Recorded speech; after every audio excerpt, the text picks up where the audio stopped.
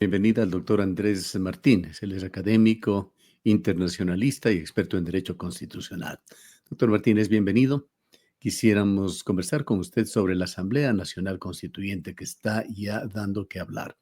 Diversas personalidades ecuatorianas, políticos con vasta experiencia, incluso un expresidente de constituyente, expresidente de la República, como Osvaldo Hurtado, han hablado sobre la inconveniencia de ir hacia una Asamblea Constituyente ante el silencio del gobierno hasta el momento en cuanto al fondo que tendría esta Asamblea Constituyente. Sin embargo, sobre la forma, el ministro de la Gasca acaba de hablar, además, tomando nuevamente la posición y reafirmando esta de que el gobierno efectivamente la promoverá. ¿Qué lecturas le deja a usted esta comparecencia ante uno de los programas sintonizados en el país de Carlos Vera, del ministro de Gobierno? Un cordial saludo, estimado Gustavo, y de igual manera a todos quienes nos siguen. Yo creo que hay que tener en cuenta algunos elementos importantes. El primero es que hace pocas semanas terminamos un proceso electoral bastante intenso, con algunos temas que estuvieron sobre el tapete y sobre todo que terminó polarizando a la población. No obstante, uno de los temas que estuvieron de acuerdo los dos candidatos, cada quien a su manera, fue precisamente la idea de una convocatoria a una asamblea constituyente. Y esto generalmente hay que tenerlo presente bajo una doble perspectiva. La primera, esta idea que siempre sorprende al electorado de un cambio. Siempre los cambios, en teoría, para los seres humanos en general son positivos. Y en segundo lugar, por el hecho de que la mayor parte de políticos han endilgado y han tratado de culpar, entre comillas, de todos los males del país a la Constitución de 2008 de Montecristi, haciéndolo como una relación directa a un partido político en particular. Ahora, no hay que olvidar un tema que es bastante relevante. El primero es que tenemos 20 constituciones en nuestra historia democrática, a saber, aproximadamente cerca de 10 constituciones, una constitución cada 10 años, lo cual llama poderosamente la atención. Y en el último texto constitucional que tenemos constitucionalizado y positivizado un catálogo súper amplio de derechos de aproximadamente 99 derechos. Eso sumado también a la parte orgánica, que estuvimos acostumbrados a unos 3 poderes o funciones, y ahora obviamente con esas 5 funciones que lastimosamente no han dado resultado y con algunos organismos que han sido críticos. Vienen directamente una doble postura, una postura, si usted quiere, más ecuánime, en la cual está tanto Hurtado, al igual que otros políticos y obviamente académicos, que dicen lo propio sería hacerlo a través de un proceso no de enmienda, sino de reforma constitucional y que incluso permitiría salirse con obviamente algunos temas en este sentido. Y obviamente el gobierno busca, si usted quiere, patear el tablero, y la patada del tablero, es decir, rompamos el esquema de la Constitución del 2008 de nuevo, atado a un partido político en particular, y esa es la razón por la cual se quiere proponer. ¿Por qué no sale el presidente y sale usualmente el señor Lagasca? Porque al final del día es un vocero que, si bien es cierto, tiene una representación del gobierno, pero que si se llega a equivocar, que si llega a decir algo, al final del día va a ser como un balón de ensayo político respecto de lo que piensen los sectores sociales, respecto de lo que piense la academia, de lo que piensen los políticos. Y bajo eso, si nos damos cuenta en los últimos 15 días, han ido, si usted quiere, modelando cuál podría ser la propuesta. Inicialmente iban por un lado, ahora han habido cambios incluso a nivel conceptual, hablan de un proceso de entrada y de salida, que el cual, por supuesto, lo establece el artículo 444. Sin embargo, ahora el debate se centra un poquito más en la conformación. Fijémonos en este sentido. Si me permite, antes de ir a la conformación, hay una figura de la cual habla de la Gasca, que tiene fondo, esto de que sería una asamblea constitucional no constituyente. ¿Cuál sería la diferencia entre los dos? Y en el marco actual de la Constitución ecuatoriana, ¿existen estas figuras, las dos per se? Técnicamente, veámoslo a través de un ejemplo en la historia del Ecuador. en el año 1998 se instaló una asamblea constitucional, es decir, una que se iba a encargar de codificar y realizar los cambios respectivos a la Constitución de 1978 y generar unos cambios. Pero fíjese usted, estimado Gustavo y amigos, que cuando se instaló la Asamblea Constitucional de Riobamba de 1998, automáticamente se autodenominó, y esto la historia y la doctrina lo señala, se autodenominó como constituyente. ¿Es una cuestión simplemente semántica? La respuesta es no, no es simplemente semántica, es mucho más de fondo. La diferencia entre el poder constituyente y el poder constituido viene de la mano de qué? Que el poder constituyente usualmente emerge en dos tipos de situaciones. La primera, por ejemplo, cuando hay una composición de un nuevo Estado, fíjese usted, cuando hay el surgimiento vía un nacimiento, una revolución o una escisión, o en su defecto cuando se está refundando el Estado después de una revolución o de un periodo que ha tenido serios cambios a nivel estructural, orgánico y por supuesto también dogmático. Mientras que el poder constituido viene reflejado sobre todo a través de aquellas herramientas que el propio sistema, la propia estructura constitucional ha diseñado para que con el paso del tiempo se vaya adaptando. Usualmente en la mayor parte de regímenes se utiliza precisamente el tema de la reforma constitucional o en el caso de la enmienda. La enmienda, si usted quiere, es de más baja intensidad y sobre todo hace referencia a aquellas cuestiones que podrían ser de carácter semántico, aquellos errores que podrían existir en la misma, mientras que la reforma sí podría darse de dos tipos. Algunas reformas que Ujú. requieren, por ejemplo, incluso en este caso, como lo tiene diseñado la reforma a nivel constitucional ecuatoriana, la participación uno del proponente, dos del electorado y tres también de la asamblea desde una perspectiva de democracia Pero representativa. ambas figuras tienen una hoja de ruta definida. Tienen una hoja de ruta definida, sin embargo, el ministro Lagasca y los miembros del gobierno insisten en lo que señala el artículo 444. El artículo 444 dice que habrán dos procesos. Podemos entenderlo, para simplificar las cosas, un proceso de entrada y un proceso de salida. Un proceso de entrada que vendría a ser una elección en la cual los ciudadanos se pronuncian si quieren o no la asamblea y si llegan a querer la asamblea, votan también respectivamente por el estatuto y la forma de elección de quienes van a conformar la constituyente. Y un proceso de salida, que es un proceso que entendamos sería un proceso de legitimación. Y en este proceso de legitimación lo que se hace es poner en conocimiento de los ciudadanos este nuevo texto constitucional y sobre todo mostrarlos si están o no de acuerdo. Para poder ponernos en un contexto un poquito más moderno y darnos cuenta de cómo ha ido evolucionando estos temas a nivel constitucional, creo que podemos graficarlo a través del caso de Chile. Chile en los últimos años, en los últimos 5 años, tuvo dos procesos constituyentes. El primer proceso constituyente fue, si usted quiere, un proceso constituyente clásico. Es decir, se votó obviamente la posibilidad de que exista el proceso constituyente y en segundo lugar se votaron por los convencionales. Ellos no los llamaron asambleístas constituyentes, sino convencionales. ¿Cuál fue el problema? Primero, que se demoró mucho tiempo en la elaboración del texto. Y en segundo lugar, hubo una mayoría de una posición ideológica respectiva y además los convencionales no eran técnicos, ni legislativos, ni constitucionales, y no conocían necesariamente la estructura constitucional. Y usted me va a decir, ¿y eso importa? Lastimosamente sí termina importando porque terminaron en debates estériles o en la inclusión de temas que no necesariamente tenían que ponerse en una constitución. ¿Qué ocurrió? El proceso de salida dijo, no queremos esa constitución. Se dio otro proceso constituyente y en ese proceso constituyente podremos hacer un guiño que eso es más o menos a lo que quisiera el gobierno del señor Noboa llegar. ¿Cómo se lo hizo? Se lo hizo a través de una conformación mixta. ¿Qué quiere decir esa conformación mixta? Por un lado, hubieron convencionales constituyentes, es decir, personas que representaban directamente a la sociedad, que no sobrepasaban las 50 personas, pero hubo un comité de expertos y creo que aquí sí vale la pena aclarar, no notables, sino expertos, porque puede en todo tema ya sea un tema técnico, científico, social, hay expertos, personas que tienen una expertise en el tratamiento de un área. Y estos expertos fueron los que se encargaron, si usted quiere, de armar el esqueleto y poner cuáles eran las principales cuestiones que debería tener una constitución.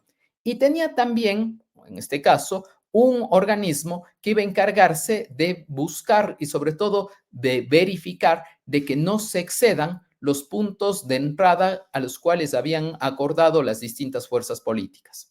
¿Qué se hizo con esto? Terminó también con un proceso, con un texto constitucional, pero en este caso se fue al otro extremo ideológico y tampoco se terminó votando. Solamente hay críticas en el sentido de que respecto del tiempo, nosotros comparamos directamente el proceso constituyente 2007-2008, el cual fue más de un año, y ahora se quiere hacer en 5 meses. Los casos que acabo de narrar de Chile fueron precisamente en 5 o 6 meses respectivamente. Ahora, Ecuador no es Chile. Ecuador tiene un marco constitucional que se lo instauró precisamente en el 2008 en Montecristi. ¿Qué es lo que dice la Constitución en cuanto a la forma de elección de los asambleístas? ¿Qué grado de libertad da la Constitución? ¿Qué es lo que específicamente señala el artículo 444 y qué interpretaciones sobre el tema ha tenido la Corte Constitucional? Bueno, de manera directa, pues, si usted quiere, el artículo 444 pone los estándares. Proceso de entrada, de salida, tendrá que hacerse un estatuto respecto de qué es lo que se va a tratar y cómo se va a manejar el proceso. Y dice que habla, abro comillas, de la elección de quienes serán los representantes. No habla de asambleístas constituyentes, no habla tampoco de elección popular.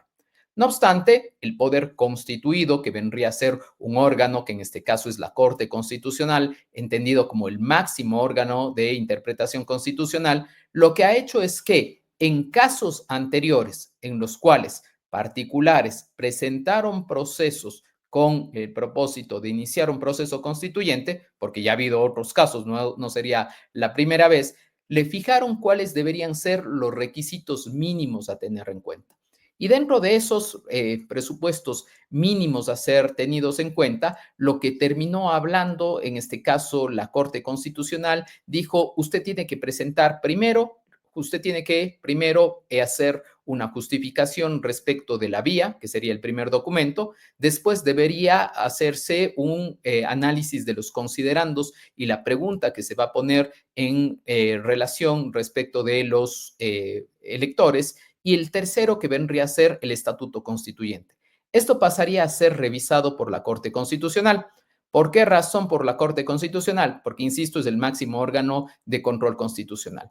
Si llega a pasarse este primer momento, ¿sí? Es decir, que se haya justificado que es la vía necesaria a través de una asamblea constituyente, directamente la Corte va a controlar esos tres documentos. Y en esos tres documentos, uno de ellos, que sería, si usted quiere, el más interesante, sería el hecho de saber hasta qué punto, en este caso, sí, sobre todo cuáles van a ser las formas y cómo se va a verificar que la participación de los ciudadanos sea democrática y que sea representativa dentro del órgano constituyente.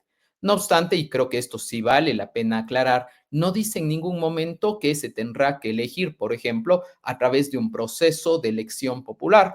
Por eso ya existen voces, no necesariamente que esté de acuerdo o no, sin embargo, lo único que estoy haciendo es presentando un poco el esquema, que sugieren, por ejemplo, que podría darse la situación de, por ejemplo, representantes funcionales que vengan directamente de las funciones, que vengan de organismos de la sociedad civil, entre otros. Entonces, esa es una vía, si usted quiere, entre comillas, para ahorrarse una elección. ¿Qué ¿Y elección se quién, ahorra? y quién define esto? ¿Quién pone las normas? Quien pone las normas sería precisamente el presidente de la República cuando envíe el proyecto. Pero, de nuevo, insisto, quien controlaría en este caso sería la Corte Constitucional. No obstante, si revisamos el dictamen de la Corte Constitucional emitido, el dictamen 224-RC 24, dice de manera concreta, sí, y esto creo que vale la pena tenerlo en cuenta, la Corte, abro comillas, dice, en este examen, el control de los aspectos valorativos debe ser de baja intensidad en lo que corresponden a los elementos 1 y 2, siendo el 2 de manera concreta precisamente el tema respecto de la pregunta y de los considerandos y también respecto del estatuto. ¿Puede ¿Por qué razón? Porque traducir de una forma más coloquial para el público qué es lo que significa esto? viene a decir que si bien es cierto, hace el control viene a ser casi, casi como un checklist de saber si se cumple o no, pero que no tiene que hacer un análisis valorativo muy profundo. ¿Por qué? Porque al final del día, recordemos que nos dice el artículo primero de la Constitución. Dice que el Ecuador es un Estado constitucional de derechos y justicia, pero dice un elemento fundamental que creo que en ocasiones nos olvidamos, y que es el hecho de que, en este caso, la soberanía radica en el pueblo, no radica en una institución, radica en los ciudadanos. Ahora, yo creo que hace falta reflexionar en dos aspectos. El primer aspecto es que es una propuesta gubernamental y que no necesariamente ha sido todavía avalada por el pueblo, y para eso podría existir precisamente este mecanismo de entrada de decir pulgar arriba, queremos seguir adelante, o pulgar abajo, no queremos seguir adelante. Y lo segundo, que creo que es un poco más de reflexión y que nos debería llevar más allá a la discusión, es el hecho de que más allá de quién haga la Constitución, sea la del 2008, sea la del 98 o sea la del 2025, lo importante es que las constituciones no terminen siendo trajes a la medida. No es como que usted o yo nos vayamos a un sastre y que si me queda larga una manga, haga que la corte simplemente porque me acomode más o menos a mi circunstancia. Una constitución es algo más importante. Es un instrumento jurídico que contiene derechos fundamentales y que es muy importante desde la perspectiva orgánica, pero sobre todo una constitución hace que sea un pacto político y social, lo que queremos nosotros como sociedad. Y el grave problema es que si cada 10 años aproximadamente cambiamos la constitución, más allá del fondo que ésta pueda llegar a tener, muy pocas veces las personas, los ciudadanos, los niños, los jóvenes, van a sentir a esa constitución como suya, como propia. Y ese creo es el gran problema. Ahora, ¿cómo ve usted esa otra sugerencia bastante específica, clara del ministro de Gobierno en el sentido de que representantes de poderes del Estado deberían ser quienes integren por designación la Asamblea Constituyente? Bueno, ahí creo que habría que hacer tomar en cuenta por lo menos dos aspectos. Un aspecto, primero, veamos que en la propia Constitución, la elección, por ejemplo, de representantes de la propia Corte Constitucional, del Consejo de la Judicatura u otros órganos, son precisamente nominados por las funciones del Estado. Es decir, tampoco sería un elemento tan novedoso porque al final del día está por detrás la idea de la democracia representativa. Sin embargo, yo creo que hay que tener en cuenta que si bien es cierto, en el siglo pasado, en la segunda mitad del siglo pasado, ya suena a mucho tiempo, sí existió un tema de diputados funcionales, teniendo en cuenta, por ejemplo, a organizaciones de la sociedad civil, a las cámaras, a los movimientos sociales en general.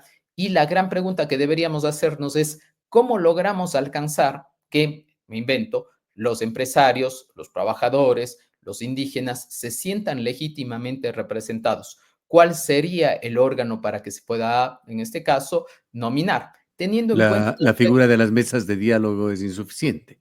yo creo que es insuficiente porque al final del día tendría que, por ejemplo, siguiendo esta idea, decir, la Asociación de las Cámaras nomina a Juan Pedro María, porque va a estar a nombre de los empresarios. Pero el problema es, creo que es muy profundo respecto de, recordemos que desde el 2008, los gremios, después de no tener esta colegiación obligatoria, fueron perdiendo sobre todo legitimidad y, por supuesto, también miembros y presencia, con lo cual no necesariamente sería, si usted quiere, una real representación en este sentido.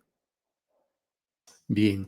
¿Y qué decir en cuanto al fondo de la Asamblea Constituyente, tema en el cual el gobierno está enormemente deficitario? Bueno, yo creo que respecto del fondo hay muchas críticas y al final del día la ciudadanía también ha visto ciertos aspectos en los cuales a lo largo del tiempo pide cambios y sugiere cambios. Esos cambios, si bien es cierto, algunos de ellos, insisto, sí podrían hacerse vía una reforma o una enmienda, hay otros que son mucho más de fondo.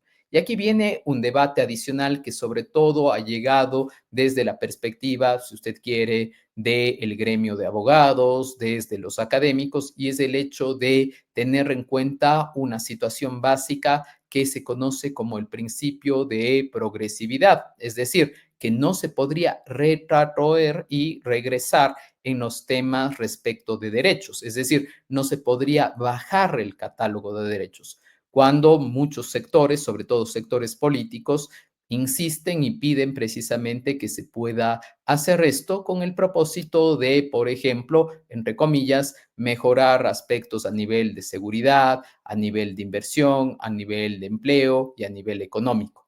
Yo creo que el debate profundo sería ese y, por último, tener en cuenta que el hecho de que se convoque una asamblea constituyente y que se estén debatiendo estos temas e incluso que se llegue a una agenda de mínimos, no necesariamente implicaría tener también un proceso de salida donde terminemos teniendo una nueva constitución.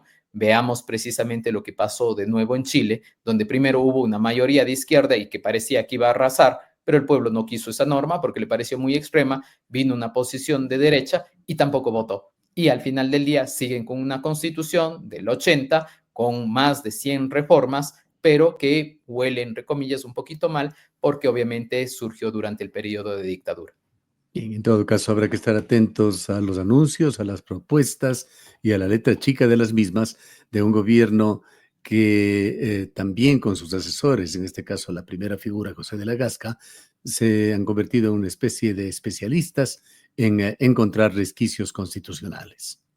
Yo creo que lo más importante es hacer las cosas conforme lo establece la Constitución, pero también sin olvidar muchas veces cuáles son también las reales intenciones del pueblo, no necesariamente de un gobierno, sino realmente cuál es la legitimación en este caso que podría dar el pueblo y por supuesto sus aspiraciones. Bien, le agradecemos mucho por habernos acompañado, doctor Martínez.